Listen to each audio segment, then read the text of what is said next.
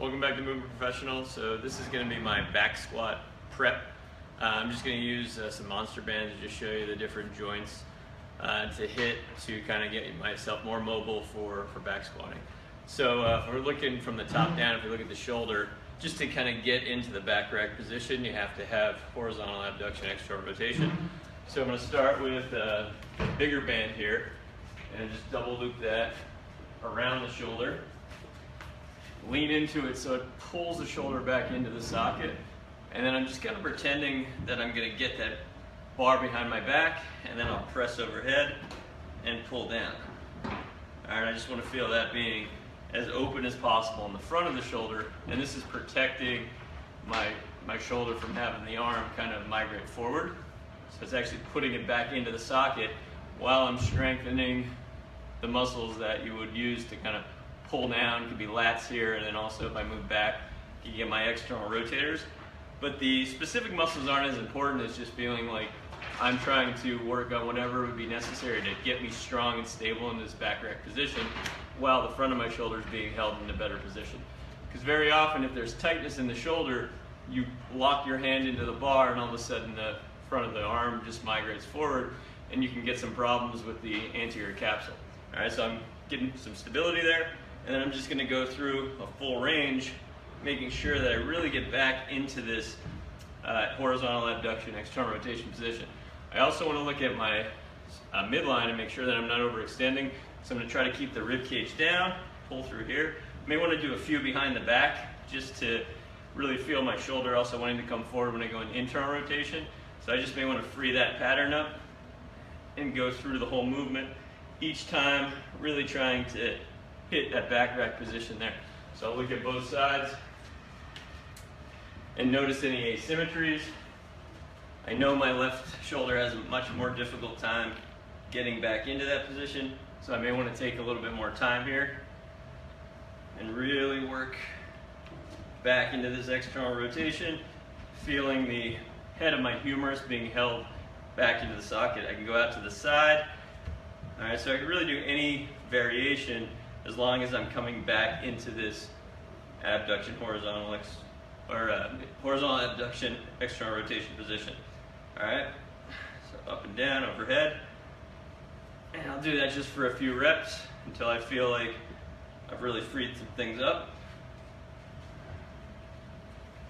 All right, and then retest. Seems to feel pretty good there. All right, so now I'm going to go into the hip, and I'll use a smaller band for this, just so I can free up a little bit of motion here. So I'm going to get the band right into my hip crease, and then I want to get into more of like a lateral glide here. So I'm going to get into a squatting position and feel as I stand up, the band is going to pull more laterally and kind of open up there. All right, so I want to first just make sure I can get down deep into the squat, stand up, have the band pull me more laterally. I'll do a few there. All right, and I want to kind of work the hip in a 360-degree plane here, where I'm kind of moving laterally first, moving a little bit more away from the band will give me a little more resistance. All right, and then I'm going to face away and then get down into the squat, and when I come up, the hip's going to be mobilized from a posterior to anterior position. All right, and the whole time it actually assists me into a squat so I can get deep into the squat there with each rep. When I come back up, I really want to make sure I get the glute firing, and I'm going to feel the band pull the femur bone forward. All right, and then I'm going to come forward with it, and now it's going to feel like it's right in the groin, pulling the femur more anterior posterior, and I can get into the squat. When I come up, it's a nice little feedback cue to get full hip extension, so I can actually do a little glute activation when I get to the top. All right, and this one tends to feel the most comfortable and the most natural leading into the squat progression, because you're going to really need your glutes to fire as you come up. The real nice thing about this movement is that you can see an asymmetry side to side on how your glutes want to fire coming out of a squat position. All right, because right at the groin here, that's where the hip extends. So if I have the band right there and I'm pushing my hip crease into the band, I'm getting a little resistance right at hip extension. And a lot of people will overextend their back, but what that does is actually keeps the hip forward so the hip stays in flexion. If I get a nice little push forward, I get my glute firing, I know I'm getting good hip extension. I can see if the right versus the left are different, and I can try to get that as symmetrical as possible before I go and add load. All right? So from there, we're gonna look at the knee. With the squat, I have to be able to first get all the way down, hamstring to calf. I might not squat that low when I have load, but I wanna make sure that that's all freed up. So I get through here. If that feels like there's any sticking points here, I'm gonna put the band behind my knee. All right, so I get a little gapping. I'm gonna move forward, and I'm gonna drop into the bottom of the squat and back up and make sure that I can get into the right position. Let me adjust the camera a little bit so I can get a little deeper into the movement.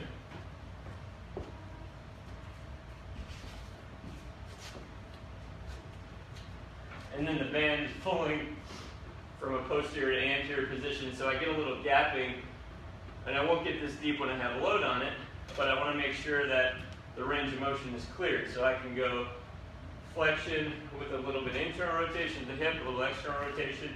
Just make sure all the corners are cleaned up, and I would do the same thing on the other side. Getting down in, definitely feels a little different on the left.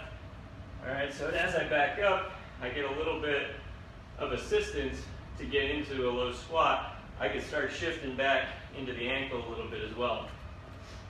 All right, and then the final thing I'm going to look at are my ankles. The ankles have to be able to dorsiflex up to about 35 degrees to get a full squat. I'm going to wear elevated heels when I squat, but I do want to make sure that my ankles are good and mobile. So I'll get this all the way down. Going to double up.